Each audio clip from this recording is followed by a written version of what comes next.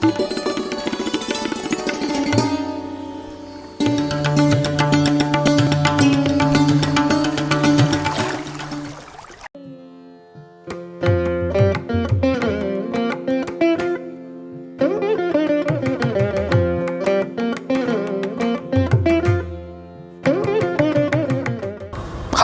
and welcome to this educational video series.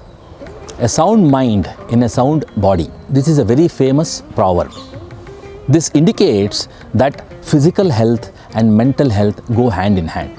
It is not enough to just take care of your physical health. It's also very important to understand and take care of your mental health. This is very pertinent these days because of the increasing incidence in the number of psychiatric and mental health disorders.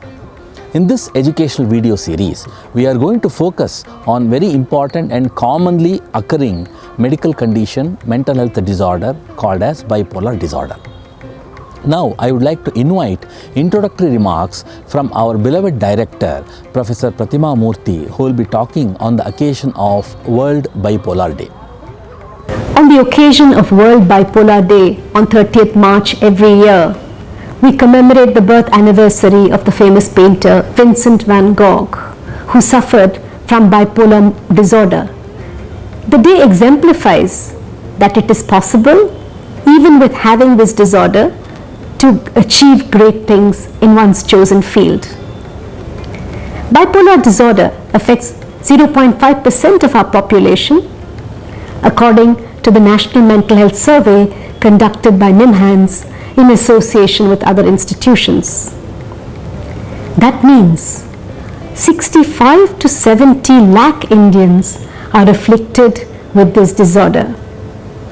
Even more alarming is that almost 70% of these people do not get access to treatment, probably due to lack of awareness. Among those seeking treatment, compliance to treatment remains a major hurdle towards recovery, again due to poor awareness of the need for long-term medication, which can actually make sure that the person is well and can lead a very normal life.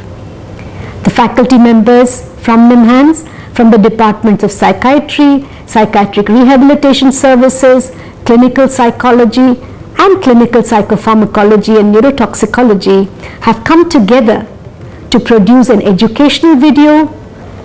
This is a series on bipolar mood disorder. These videos cover various aspects, including the definition, the symptoms, the treatment, both medication as well as psychological interventions, the current research advances, the welfare benefits that are available to bipolar individuals with bipolar disorder, the lifestyle modifications, and the role of the family members to help people with bipolar disorder to recover and to lead a normal life. I am happy to release these videos on the occasion of World Bipolar Day on the 30th of March 2022, and I hope that all the patients as well as their families will benefit immensely from this information, and their journey to recovery and becoming productive citizens of society is achieved. I hope you enjoy these videos and find them useful. Thank you very much. In the introductory episode, we will be talking about some of the important fundamental definitions, such as how do we define affective disorders, bipolar disorder, how are they classified, what is the lifetime risk, and what is the prevalence of bipolar disorder. Come, let us meet our expert.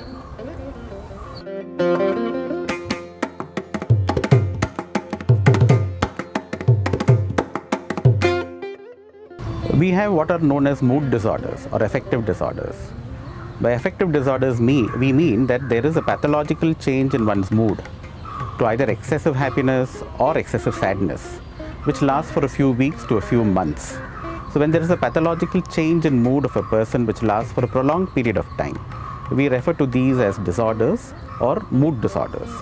There are broadly two types of mood disorders that we are aware of. One is known as the depressive disorders, and we have another group of disorders called bipolar affective disorders or bipolar disorders as they are commonly known.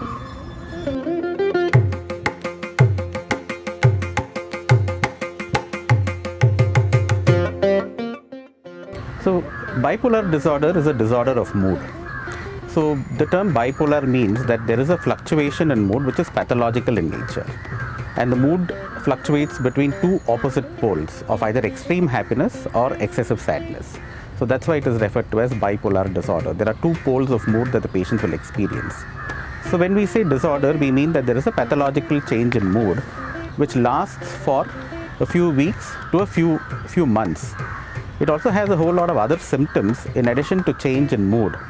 That includes change in sleep patterns, change in behavior, and change in other kinds of functioning, which can affect a person's daily life.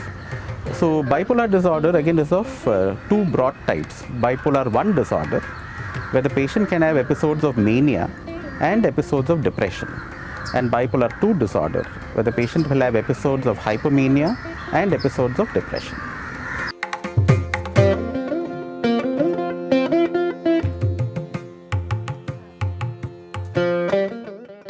So the lifetime risk of bipolar disorder is actually between 0.2% to 1.6%.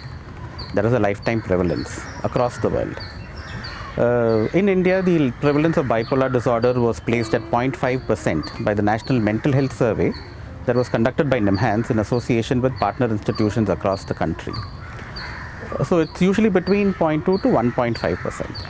When we say the prevalence of bipolar disorder is 0.5% in India, while it may seem like a small percentage, when you actually work out the numbers, it means that almost 60 to 70 lakh people suffer from bipolar disorder at any point in time. So in that sense, it's a very large number of people with bipolar disorder that we have in the Indian population.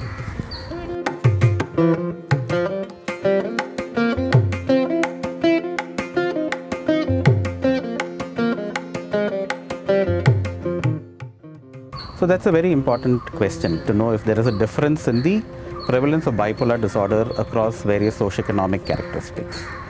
Across the world, bipolar disorder is equally prevalent in both men and women. In India, as a part of the National Mental Health Survey, we were able to find out that the bipolar disorder was a little more in men than in women. So the prevalence was 0.6% in men and 0.4% in women. Bipolar disorder can also occur in children and in the elderly. A lot of times the illness starts off in childhood and can continue into adulthood, but most of the time it starts off between 15 to 30 years of age. So that's the peak ages at which bipolar disorder tends to start across the world. In terms of the elderly, yes, bipolar disorder can be there in the elderly. A lot of times the bipolar disorder would have started in young adulthood and then continue into old age. Very rarely do we have bipolar disorder starting off in the old age itself. And in terms of the National Mental Health Survey statistics, we find that bipolar disorder is more prevalent in the urban population as compared to the rural population. So in comparison with the rest of the world, I think the prevalence of bipolar disorder in India matches what is available or what is the statistics available in the rest of the world.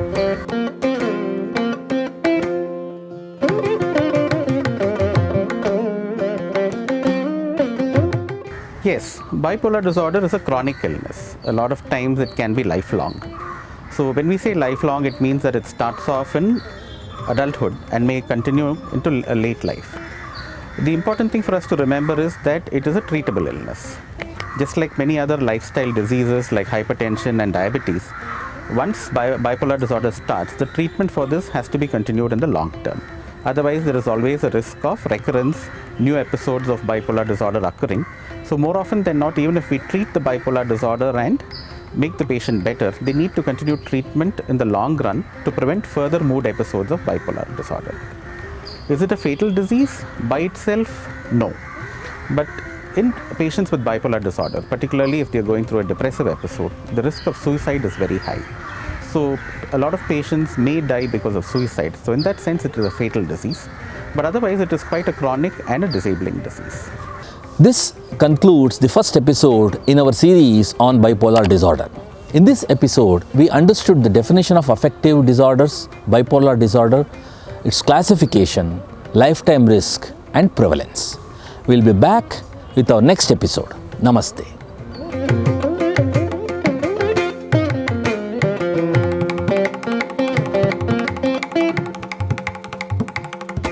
Thank you.